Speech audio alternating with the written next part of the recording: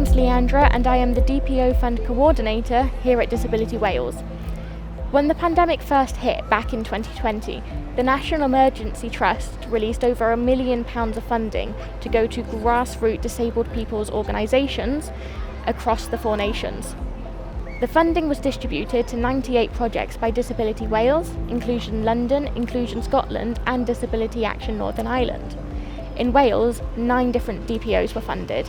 These were spread across the whole of Wales in both urban and rural areas. This covered a wide range of impairments and support needs, specifically aiming to address things like independent living, income and isolation within the disabled community. This was achieved by funding services and activities, from peer support sessions and workshops to advice and advocacy. Here in Wales, we also received Welsh Government funding to boost the scheme, and that allowed us to do several different things. First, we were able to fund some additional projects led by DPOs.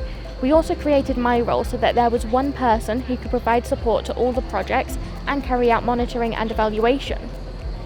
To increase the support provided by each project to disabled people, we opened a secondary funding stream which the funded DPOs could access for things like extra staff hours to extend information and advice sessions, provision of IT equipment to support digital inclusion, and materials for arts activities to limit social isolation.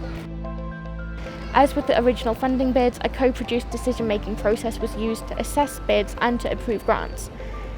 Given that sustainable funding is also a key concern for many DPOs, we brought in a fundraising consultancy to support and deliver training in how to make compelling funding bids so that the funded DPOs could improve their chances of receiving funding in the future as well.